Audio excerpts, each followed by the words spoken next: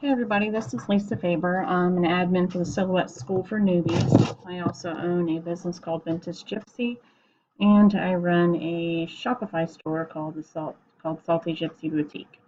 Um, we have a lot of newbies in our group, and there are a lot more newbies coming. So we're going to try and do videos on each individual button to help you guys out. So the first one I'm going to do is I'm going to do the page setup button in version 4.1.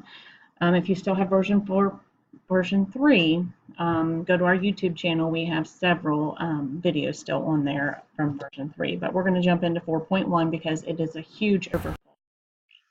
So here we go. When you go into your software and you have it open, your screen may look like this. This is the page or the design page area. So in order to set this design page up, you're going to go over to the right-hand toolbar, and if you hover over it, makes us all look smart, open the page setup panel. Click right there. First tab you come to, you see we have 3 tabs. We're going to work in the first tab. Custom size means custom size of this area here. This is the page. So if I change this, if I say automatic, it means whatever cutter is connected. If your Silhouette Cameo is connected, if I click automatic, it's automatically going to do 12 by 12. Okay, because that's the typical one that most people have it set to. Okay, see how that works? I typically always work on 12 by 24, so you just type in there and you can change.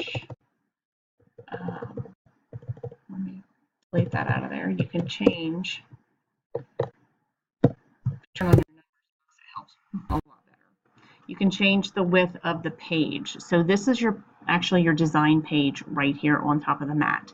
So I have a design page and then I have my mat underneath of it. So the arrow means this is how you load it into your machine. You can do the orientation by, remember, if you hover, portrait or landscape. So you work visually however works better for you. I typically will work in this mode unless I'm doing a wood sign, and then I flip it to the landscape mode.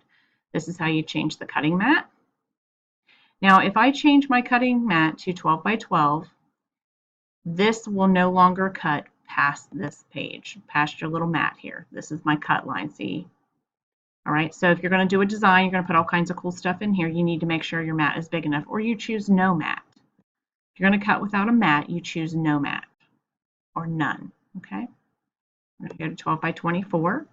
Rotate, it's just really just rotates the screen around. That's really all that it does. Nothing fancy about that. Okay, this is a little tricky. Show the print border. If you watch my page, see how this changes? I have this gray line. This is connected to whatever local printer I have set up for my Silhouette software or my laptop that I'm using. Okay, that's all that means. So if I'm going to do a print and cut, I need to have my print border on. Otherwise, leave it off. Show my cut border. So if you notice I have a red line all the way around, if you uncheck it, the red line goes away. Basically, it's telling me I have this much real estate to cut on, whether I put down HTV or vinyl or what have you. Okay. So we've worked inside of here. Basically, this just changes the page setting and the mat. The next tab is going to be your grid.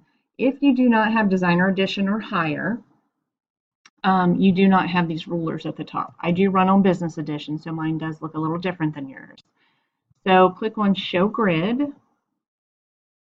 And then typically what I do is I don't snap to grid. What that means is anything I put on here, it's going to snap to a grid line. I don't want that. Snap to guides, mine if I show guides, see, it doesn't really do a whole lot. So I just leave those alone. If you have the option to turn your ruler on and off, here it is. Turn it back on. Okay. Crosshairs, it is a good way to help you line things up. So if you notice on my screen here, see I have like, it almost reminds me of like when you're using a scope, like people that use guns, I always see it on TV. If I take the bottom gray line, I can actually put it underneath something to see if it's lined up. So if you had 2 or 3 pieces of a design you wanted in the same area, you would use your crosshairs for that. Otherwise, turn it off because they can be annoying. I usually keep my spacing on square, which is, see the little squares I have? If I change it to isometric, I don't like that one. I like the squares. Now, to help you with your ruler, or to help you figure out how to measure, because the dimensions around any of your quotes or your designs you put on here tell little fibs. They have a big like padded cushion around them. So I set my bold line here. This is a 1 inch increment. So from here to here is 1 inch. And then I do divisions of 2. So I have a 1/2 inch, 1 inch, 1.5 inches, 2 inches, 2.5 inches. This helps you measure quite a bit. So if I pulled my words over here, it says that my words are 1.857. I pull this all the way up to the top. They're actually only 1.5 inches. Okay, so it's saying almost 2 inches simply because of this. But do not always go by what this says. Because if you look at this end, see how I have all the extra space? It says that I'm 21.55 inches long for my design. That's not necessarily true.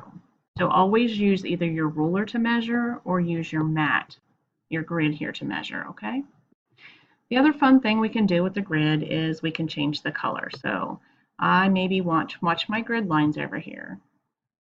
I can make them pink. I can use a custom color, whatever mood I'm in that day. Maybe you're more of a fall kind of person this time of year.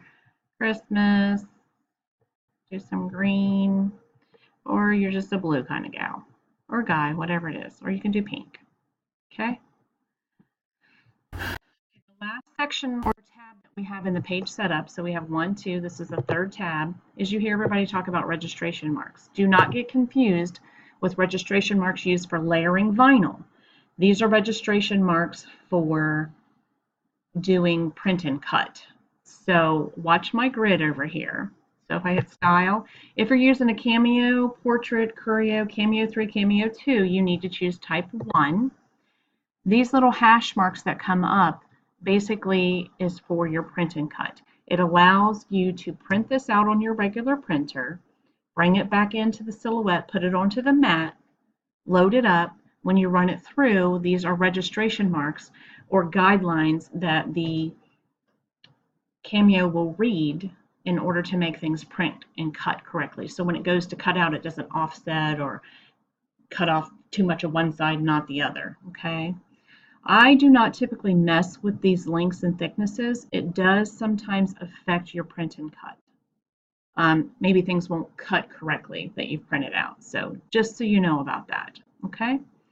Advanced options, I don't go much into that. I leave all that stuff alone. I do the default. I don't change anything here. Now to turn them off, you click here again and you say off. You will only use these registration marks if you're doing a print and cut. Okay, that could be even printable HTV. If you're going to do stickers, business cards, you could do it that way. Any number of kind of things. So there's a quick overview of how to do your page setup. I'm going to post this video on our YouTube channel. If you guys have any questions, you can get a hold of us. Have a great day. Thanks.